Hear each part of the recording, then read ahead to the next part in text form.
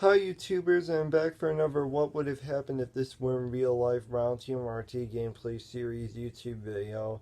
Now I've been trying over and over and over again to come up with another one of these, another great one of these, which this one's actually going to be a 13-minute YouTube video, which I guess kind of does make a lot of sense, and I enjoy making a lot of these movie story ideas. They're very great ones to be in fact, and it's just very great as all. I mean, there was actually one that I was really hoping for, one that I haven't done since, one that I have not fit in the category, that I haven't done the category of the Wednesday YouTube video category.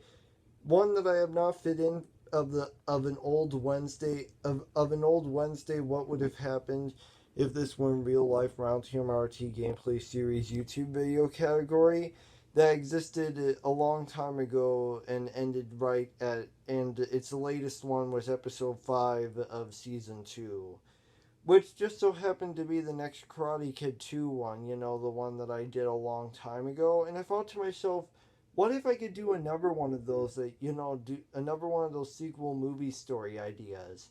Well, I'm actually here with another sequel movie story idea, and this one's actually a very great one, so yeah. So, this is what would have happened if the Big Hero 6 2 movie story were in real life. Now we cut open to the beginning. The beginning takes place when? When does the Big Hero 6 2 movie take place? Well, obviously, Big Hero 6 2 would be a sequel, so it would obviously take place a few couple of years later. So it's taking place a few couple of years later. Hero, Baymax, and all of Hero's friends, after they have defeated Professor Callahan in stopping him from, destroying all of San Francisco and getting back his daughter, everything seems perfectly great for Hero, Baymax, and Hero's friends as well. Everything does seem great. Yet there is one thing, even though Hero does miss Tadashi, Hero and Baymax and all of Hero's friends are still, saving citizens from robbers and, superhero, like regular superhero stuff and all that. Like, you get the idea. You basically get the idea, and then we find out. That one of them actually mentions the name of a new villain. So in the prologue and beginning, we get the name of a new villain who just so happens to have a British accent. Who actually just so happens to have a British accent, making this the first Disney villain to ever have a British accent, which would honestly be very great. Like a different accent from like a different, state or something. Honestly, I would be surprised about this. So basically that's what would happen. And okay, well, I guess I'm back at this again for a part two. Thanks to Molly, I have to do a part two of this. Like, why does it have to be this way? Why can't I just, I just really want to finish this one real hard. I want to finish it. I want to be done with this. Okay, fine, because Triple can play at this game. Yes, I'm well aware of certain of that. So, as I said in the prologue of the Big Hero 6 2 movie story, it starts off with Hero Armada, and Baymax and all of Hero's friends putting an end to some regular robbers, just like put an end to some regular robbers as most regular superheroes do. When suddenly one of the regular robbers is all like, you six should watch it. You six superheroes should watch out for our famous villain, for our famous supervillain. And then of course he runs away before they even catch him. So he basically just disappears. So yeah, that's just the idea of how I'm really going to do this. I mean, that's just how the idea it's going to be. I mean, I really want this one to be very perfect, and at least until I want this one to be very perfect until my sister ruined it. I really want this one to be perfect, but you know what? You know what? Screw it. I'm just going. You know what? Screw it. I don't need to listen to her. I'm just gonna finish this one by myself. So yeah.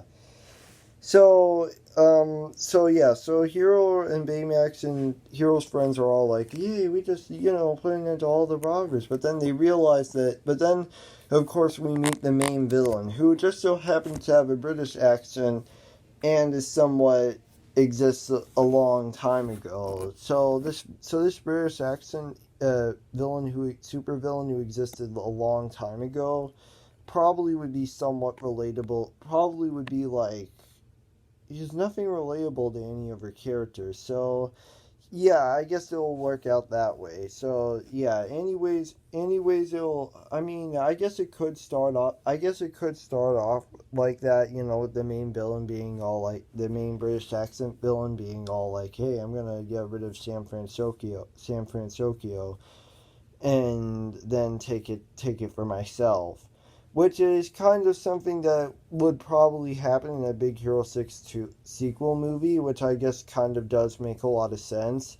So, yeah, so eventually Hero and his friends eventually find a clue of the British accent villain, also known as the BAV, who just so happens of the BA SV British accent supervillain when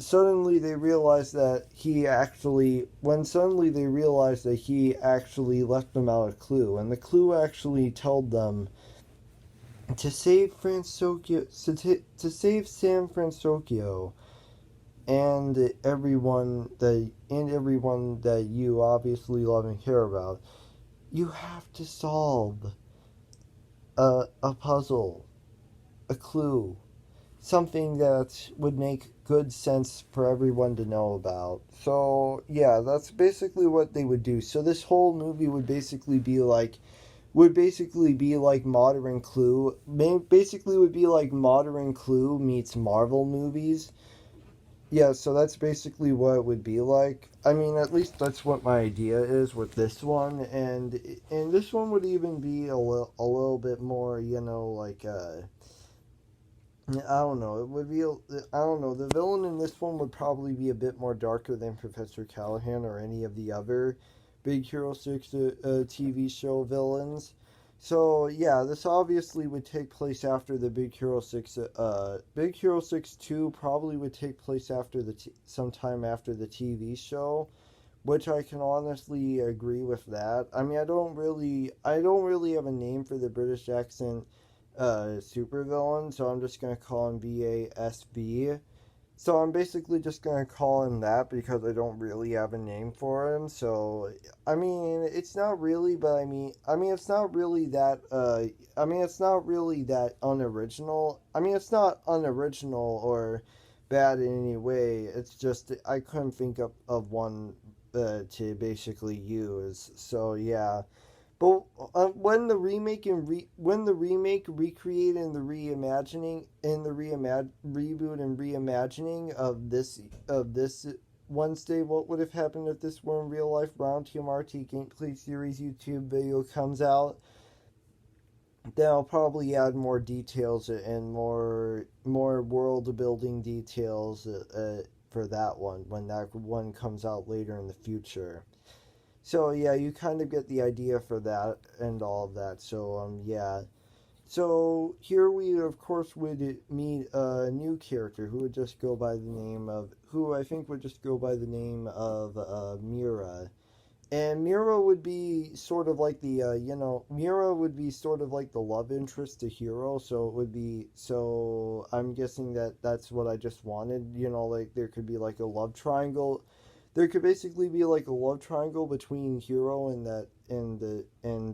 what was that, the other girl from the other scientist girl from the Big Hero 6 TV show. So there could kind of be like a love triangle between that, and then of course we'd find out that, and then Mira also would have a brother called Miro, and yeah, I guess you can easily see. I guess you can easily see what goes upon through all of this. So yeah, I guess you can kind of see what comes through here. So yeah, so it's gonna be sort of like there's gonna be another like plot twist. So basically, it would the BASV will be sort of like a plot twist at Disney villain for the Big Hero 6 2 movie. And I don't know because there isn't really that much a lot of scenes. Well, I mean, aside from giving Stan Lee more time in the Big Hero 6 2 movie, that's probably what I would do. That's probably what I would do in the if I made the Big Hero 6 2 movie. Yeah, that's probably what I would do. And the Baymax TV show doesn't really count as like, or TV show shorts don't really count as like canon for the Big Hero 6 canon at all. So, yeah, it probably won't count as that since it's, the different types of storylines. So, yeah. And then we cut open to the very end, which of course, yes, I know, before the very, very, very end, where we find out that Miro, who is actually the brother of Mira, is actually a BASV, and that he was actually trying to, become Hero's friend. He was working undercover as Hero's friend to become Hero's fake friend to basically take over all of San Francisco, mainly because San Francisco went to war against British. Mainly because back in the old days, San Francisco went to war against British. Uh, Went to war against the British, well, his own kind, and he decided to take revenge on them. The classic. I'm gonna take revenge on you, and I'm gonna uh avenge the British, and Hero and Hero's friends in Baymax are obviously going to stop BASV from taking over or possibly destroying, or possibly both taking over and destroying San Francisco. Though obviously you can easily see where the plot easily goes from uh, Hero and his friends and Baymax obviously putting into BASB, uh, who was they put an end to Miro, aka BASB, and then Hero and Mira both fall in love, and then and then so many years later they get married, and then of course you can easily see where, the Big Hero 6 2 movie ends it right off. So yeah, I guess that kind of does make a lot of sense. So yeah, and that was what would have happened if the Big Hero 6 2 movie story were in real life. Now, honestly, I couldn't come up with another better plot. Honestly, I kind of like the idea. I mean, sure, there are a million other ways to make another great sequel to another great sequel to a great movie. But I just, it wasn't really feeling it for today because, Molly interrupted me for some odd reason. But I mean, I'm fine the way it is, so it's fine. So yeah. Anyways, that's it for today. Peace out. Bye bye.